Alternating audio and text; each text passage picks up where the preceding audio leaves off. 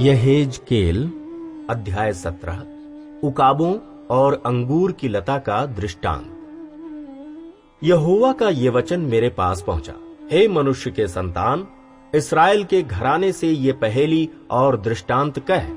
प्रभु यहोवा यों कहता है, एक लंबे पंख वाले परों से भरे और रंग बिरंगे बड़े उकाब पक्षी ने लबानोन जाकर एक देवदार की फुनगी नोच ली। तब उसने उस फुनगी की सबसे ऊपर की पतली टहनी को तोड़ लिया और उसे लेन देन करने वालों के देश में ले जाकर व्यापारियों के एक नगर में लगाया। तब उसने देश का कुछ बीज लेकर एक उपजाऊ खेत में बोया और उसे बहुत जल भरे स्थान में मजनू के समान लगाया। वो उगकर छोटी फैलने वाली अंगूर की लता हो गई, जिसकी डालियां उसकी ओर झुकी और उसकी जड़ उसके नीचे फैली।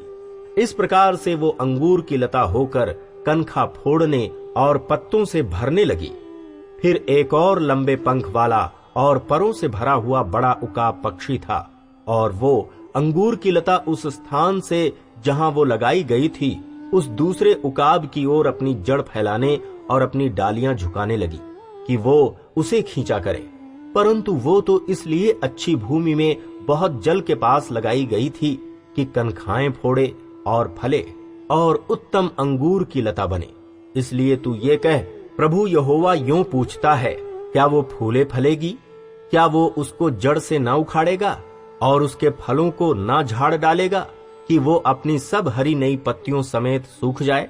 इसे जड़ से उखाड़ने के लिए अधिक बल और बहुत से मनुष्यों की आवश्यकता ना होगी। चाहे वो लगी भी रहे तो भी क्या वो फूले फलेगी? जब पुरवाई उसे लगे तब क्या वो बिल्कुल सूख न जाएगी? वो तो जहां उगी है उसी क्यारी में सूख जाएगी। दृष्टांत का अर्थ। फिर यहोवा का ये वचन मेरे पास पहुंचा, उस विद्रोह करने वाले घराने से कह, क्या तुम इन बातों का अर्थ नहीं समझते?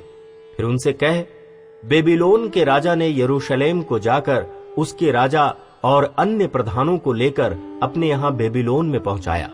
तब राजवंश में से एक पुरुष को लेकर उससे वाचा बांधी और उसको वश में रहने की शपथ खिलाई, और देश के सामर्थी पुरुषों को ले गया कि वो राज्य निर्बल रहे और सिर न उठा सके, वरन वाचा पालने से स्थिर रहे।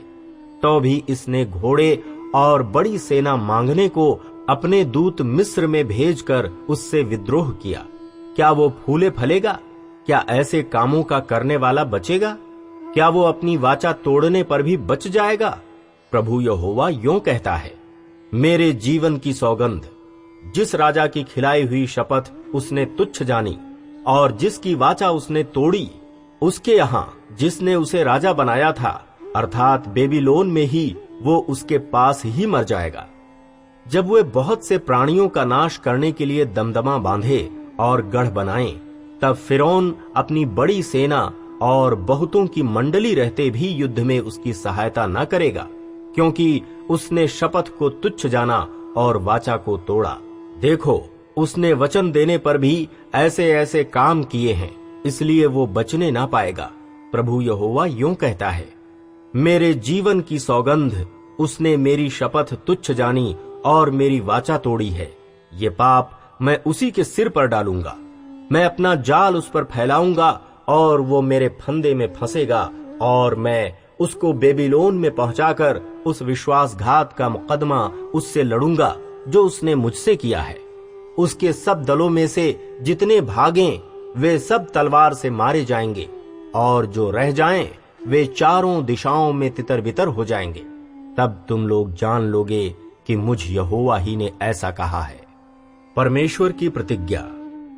फिर प्रभु यहोवा यों कहता है, मैं भी देवदार की ऊंची फुनगी में से कुछ लेकर लगाऊंगा और उसकी सबसे ऊपर वाली कनखाओं में से एक कोमल कनखा तोड़कर एक अति ऊंचे पर्वत पर लगाऊंगा, अर्थात इस्राएल के ऊंचे पर्वत पर लगाऊंगा। तब वो डालियां फोड़कर बलवंत और उत्तम देवदार बन जाएगा, और उसके नीचे अर्थात उसकी डालियों की छाया में भांति भांति के सब पक्षी बसेरा करेंगे। तब मैदान के सब वृक्ष जान लेंगे कि मुझ यहोवा ही ने ऊंचे वृक्ष को नीचा और नीचे वृक्ष को ऊंचा किया, हरे वृक्ष को सुखा दिया और सूखे वृक्ष को फुलाया फलाया है। मुझ यहोवा ही ने ये कहा और वैसा ही कर भी दिया है। अध्याय 18 व्यक्तिगत जिम्मेदारी। फिर यहोवा का ये वचन मेरे पास पहुंचा, तुम लोग जो इस्राएल देश के विषय में ये कहावत कहते हो, खट्टे अंगूर तो खाए पुरखा लोगों ने, परंतु दांत खट्टे हुए बच्चों के, इसका क्या अर्थ है? प्रभु यहोवा यूं कहता है कि मेरे जीवन की शपथ, तुमको इस्राएल में फिर ये कहावत कहने का अवसर न मिलेगा। देखो, सबों के प्राण तो मेरे हैं, जैसा पिता का प्राण वैसा ही पुत्र का भी प्राण है, दोनों मेरे ही हैं। इसलिए जो प्राणी पाप करे वही मर जाएगा। जो कोई धर्मी हो और न्याय और धर्म के काम करे, और न तो पहाड़ों के पूजा स्थलों पर भोजन किया हो, न इस्राएल के घराने की मूर्तों की ओर आंखें उठाई हो, न पराई स्त्री को बिगाड़ा हो, और न ऋतुमती के पास गया हो, और न किसी पर अंधेर किया हो, वरन ऋणी को उसकी बंधक लौटा दी हो, न किसी को लूटा हो, वरन भूखे को अपनी रोटी दी हो, और नंगे को कपड़ा ओढ़ाया हो, न ब्याज पर रुपया दिया हो, न रुपये की बढ़ती ली हो, और अपना हाथ कुटिल काम से रोका हो, मनुष्य के बीच सच्चाई से न्याय किया हो, और मेरी विधियों पर चलता और मेरे नियमों को मानता हुआ सच्चाई से काम किया हो, ऐसा मनुष्य धर्मी है, वो निश्चय जीवित रहेगा। प्रभु यहोवा की यही वाणी है। परंतु यदि उसका पुत्र डाकू, हत्यारा या ऊपर कहे हुए पापों में से किसी का करने वाला हो, और ऊपर कहे हुए उचित कामों का करने वाला ना हो, और पहाड़ों के पूजा स्थलों पर भोजन किया हो, पराई स्त्री को बिगाड़ा हो, दीन दरिद्र पर अंधेर किया हो, औरों को लूटा हो, बंधक न लौटाई हो, मूर्तों की ओर आंख उठाई हो, घृणित काम किया हो, ब्याज पर रुपया दिया हो, और बढ़ती ली हो, तो क्या वो जीवित रहेगा? वो जीवित न रहेगा, इसलिए कि उसने ये सब घिनौने काम किए हैं। वो निश्चय मरेगा और उसका खून उसी के सिर पड़ेगा। फिर यदि ऐसे मनुष्य का पुत्र हो और वो अपने माता पिता के ये सब पाप देखकर भय के मारे उनके समान न करता हो, अर्थात न तो पहाड़ों के पूजा स्थलों पर भोजन किया हो, न इस्राएल के घराने की मूर्तों की ओर आंख उठाई हो, न पराई स्त्री को बिगाड़ा हो, न किसी पर अंधेर किया हो, न कुछ बंधक लिया हो, न किसी को लूटा हो, वरन अपनी रोटी भूखे को दी हो, नंगे को कपड़ा उड़ाया हो, दीन जन की हानि करने से हाथ रोका हो, ब्याज और बढ़ती न ली हो, मेरे नियमों को माना हो और मेरी विधियों पर चला हो, तो वो अपने पिता के अधर्म के कारण न मरेगा, वरन जीवित ही रहेगा। उसका पिता जिसने अंधेर किया और लूटा और अपने भाइयों के बीच अनुचित काम किया है, वही अपने अधर्म के कारण मर जाएगा। तो भी तुम लोग कहते हो क्यों? क्या पुत्र पिता के अधर्म का भार नहीं उठाता? जब पुत्र ने न्याय और धर्म के काम किए हों और मेरी सब विधियों का पालन कर उन पर चला हो, तो वो जीवित ही रहेगा।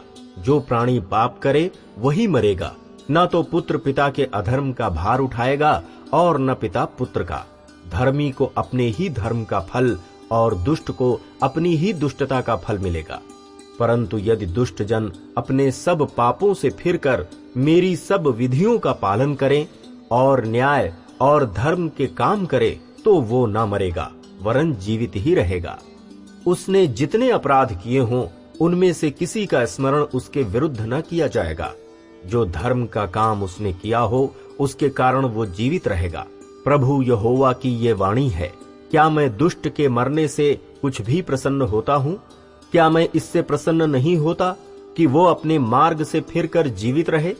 परंतु जब धर्मी अपने धर्म से फिरकर टेढ़े काम वरन दुष्ट के सब घृणित कामों के अनुसार करने लगे, तो क्या वो जीवित रहेगा? जितने धर्म के काम उसने किए हों, उनमें से किसी का स्मरण ना किया जाएगा। जो विश्वासघात और पाप उसने किया हो, उसके कारण वो मर जाएगा। तो भी तुम लोग कहते हो, प्रभु की गति एक सी नहीं। हे इस्राएल के घराने, देख, क्या मेरी गति एक सी नहीं? क्या तुम्हारी ही गति अनुचित नहीं है?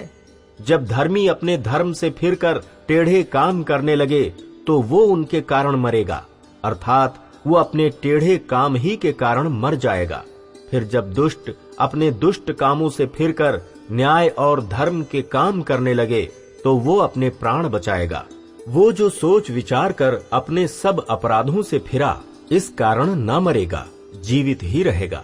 तो भी इस्राएल का घराना कहता है कि प्रभु की गति एक सी नहीं। हे इस्राएल के घराने, क्या मेरी गति एक सी नहीं? क्या तुम्हारी ही गति अनुचित नहीं?